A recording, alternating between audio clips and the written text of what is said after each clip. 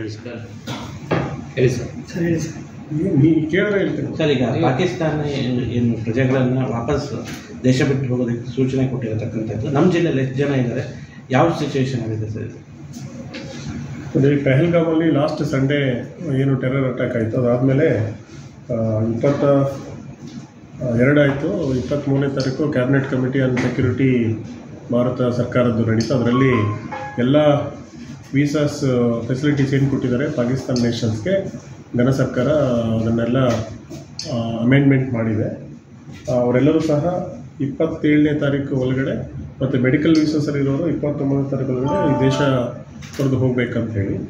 So ಹಾಗಾಗಿ ನಮ್ಮ ರಾಜ್ಯದಲ್ಲಿ ಈಗಾಗಲೇ 88 ಜನ ಪಾಕಿಸ್ತಾನಿ ನ್ಯಾಷನಲ್ಸ್ ಅಥವಾ ಇದ್ದಾರೆ, ಅವರು ಇಲ್ಲಿ ಮ್ಯಾರೇಜ್ ಆಗಿರೋರು. ಅವರೆಲ್ಲರೂ ಸಹ ಲಾಂಗ್ ಟರ್ಮ್ ವೀಸಾ ಅಂದರೆ LTVs ಅಂತ ಹೇಳ್ತೀವಿ, ಅದರ ಅಡಿಯಲ್ಲಿದ್ದಾರೆ 88 ಜನ.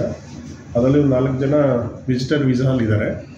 ಉತ್ತರ ಕನ್ನಡ ತುಂಬ ಹೈಯೆಸ್ಟ್ ಪಾಕಿಸ್ತಾನಿ ನ್ಯಾಷನಲ್ಸ್ ಹೊಂದಿರೋಂಥ ಜಾಗ. ಈಗಾಗಲೇ ಕಾರವಾರದಲ್ಲಿ 15 ಜನ Pakistani nationals who married to India ಅಂದರೆ ಲಾಂಗ್ ಟರ್ಮ್ ವೀಸಾ ಅಡಿಯಲ್ಲಿ ನಮ್ಮ ಕಾರವಾರದಲ್ಲಿದ್ದಾರೆ. ಅದರಲ್ಲಿ 10 ಜನ ವುಮನ್ ಇದ್ದಾರೆ ಮ್ಯಾರಿಡ್ ಆಗಿ, ಅವ್ರಿಗೆ ಹುಟ್ಟಿದ ಮಕ್ಕಳು 3 ಜನ ಮಕ್ಕಳಿದ್ದಾರೆ. ಆಮೇಲೆ ಇನ್ನೊಬ್ಬರು ಒಂದು ಪಾಕಿಸ್ತಾನಿ ಪಾಸ್ಪೋರ್ಟಲ್ಲಿ ಬಂದು ಇಲ್ಲಿ ತಿರ್ಗಾ ಇಂಡಿಯನ್ ಪಾಸ್ಪೋರ್ಟ್ಗೆ ಅಪ್ಲೈ ಮಾಡಿ ಒಂದು ಕೇಸ್ ಆಗಿದೆ ಭಟ್ಕಳದಲ್ಲಿ. ಅವರು ಸಹ ಈಗ ನ್ಯಾಯಾಲಯದ ಆದೇಶ ಇರೋದ್ರಿಂದ ಅವ್ರನ್ನ ನಾವು ಇನ್ನೂ ರಿಪೋರ್ಟ್ ಮಾಡಿಲ್ಲ. ಒಬ್ಬರು ಎಲ್ಲ ಸೇರಿ 15 ಜನ ಇದ್ದಾರೆ. ಅದರಲ್ಲಿ 14 ಜನ ಭಟ್ಕಳದವರು, ಒಬ್ಬರು ಕಾರವಾರದಲ್ಲಿ ನೆನೆಸಿದ್ದಾರೆ. ಹಾಗಾಗಿ ಇವರೆಲ್ಲರೂ ಲಾಂಗ್ ಟರ್ಮ್ ವೀಸಾದಲ್ಲಿರೋದ್ರಿಂದ ಈಗಾಗಲೇ ಏನು ನಮ್ಮ FRRO ಕಚೇರಿಯಿಂದ ಏನು ಮಾಹಿತಿ ಬರುತ್ತೋ ಅದರ ಆಧಾರದ ಮೇಲೆ ಮತ್ತು ಸರ್ಕಾರದ ಒಂದು ನಿರ್ಧಾರದ ಮೇಲೆ ಮುಂದಿನ ಕ್ರಮ ತಗೊಂತೀವಿ. ನಿನ್ನೆ ನಾನು ಭಟ್ಕಳದಲ್ಲಿದ್ದೆ. ನಮ್ಮ ಮೇಲಾಧಿಕಾರಿಗಳ ಆದೇಶದ ಪ್ರಕಾರ ನಾವು ಎಲ್ಲ ಯಾರ್ಯಾರು ಇಲ್ಲಿ ರಿಸೈಡ್ ಆಗ್ತಾ ಇದ್ದಾರೆ, ಅಲ್ಲಿದ್ದಾರ ದೇಶದಲ್ಲಿರೋದು ಅದನ್ನೆಲ್ಲ ಚೆಕ್ ಮಾಡಿ ಬಂದಿದ್ವಿ. ಎಲ್ಲರೂ ಇಲ್ಲೇ ಇದ್ದಾರೆ. ಸರ್ಕಾರದ ಒಂದು ಆದೇಶದ ಮೇಲೆ ಮುಂದಿನ ಕ್ರಮ ನಾವು ತಗೋತೀವಿ. ಸರ್, ಈಗ 15 ಜನ ಏನಿದಾರಲ್ಲ ಎಲ್ಲ ಲಾಂಗ್ ಟರ್ಮ್ ವೀಸಾ? ಹೌದು, 15 ಜನ ಎಲ್ಲರೂ ಲಾಂಗ್ ಟರ್ಮ್ ವೀಸಾ. ಅಲ್ಲಿ ಇನ್ನೊಂದು ಏನಂದರೆ, ಈಗ ನಮಗೆ ಹೊಲ್ಕಿ, ನಮ್ಮ ಹೊನ್ನಾವರದ ಹೊಲ್ಕಿನಲ್ಲಿ ಒಂದು ನಮ್ಮ ಇಂಡಿಯನ್ ಹುಡುಗಿ ಪಾಕಿಸ್ತಾನಕ್ಕೆ ಮ್ಯಾರಿಡ್ ಆಗಿದ್ದಾರೆ. ಹಾಗಾಗಿ ಅವರಲ್ಲಿದ್ದಾರೆ, ಇಂಡಿಯನ್ ಹುಡುಗಿ ಮತ್ತು ಪಾಕಿಸ್ತಾನದಲ್ಲಿದ್ದಾರೆ.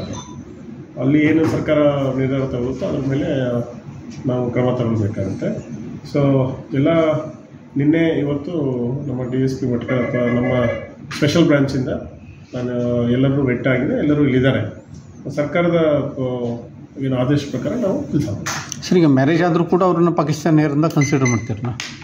ಅಂದರೆ ನಮಗೆಲ್ಲ ಗೊತ್ತಿರೋ ಹಾಗೆ ವೀಸಾಸಲ್ಲಿ 28 ಟೈಪ್ ಆಫ್ ವೀಸಾಸ್ ಇದೆ ಇಂಟರ್ನಲ್ ಇದರಲ್ಲಿ.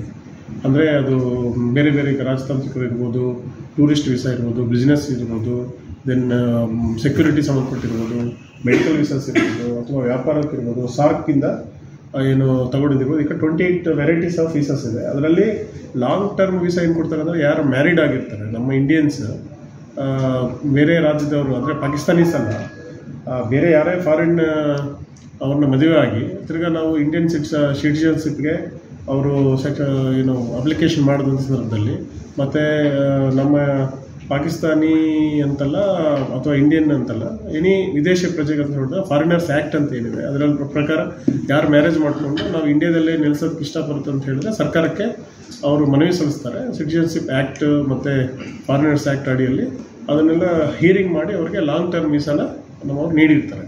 ಹಾಗಾಗಿ ಸದ್ಯಕ್ಕೆ ಸರ್ಕಾರದ ಒಂದು ಏನು ಕ್ಯಾಬಿನೆಟ್ ಕಮಿಟಿ ಅಂತ ಸೆಕ್ಯೂರಿಟಿ ಆಗಿದೆ, ಮತ್ತು ಮಿನಿಸ್ಟರ್ ಆಫ್ ಎಕ್ಸ್ಟರ್ನಲ್ ಅಫೇರ್ಸು ಈಗ ಮೀಡಿಯಾ ಸೆಂಟ್ರಿಂದ ನಮಗೆ ಏನು ಪ್ರಕಟಣೆ ಕೊಟ್ಟಿದ್ದಾರೆ. ಲಾಂಗ್ ಟರ್ಮ್ ವೀಸಾಸ್ನ ಹೊರತುಪಡಿಸಿ ಬೇರೆಯವರೆಲ್ಲರೂ ಸಹ ಅದರ ವೀಸಾಸ್ ಬಂದವರು 27ನೇ ತಾರೀಕು ಸಂಜೆ, ಮತ್ತು ಮೆಡಿಕಲ್ ವೀಸಾ ಬಂದವರು 29 ಒಳಗಡೆ ದೇಶ ತೊರಿಬೇಕು.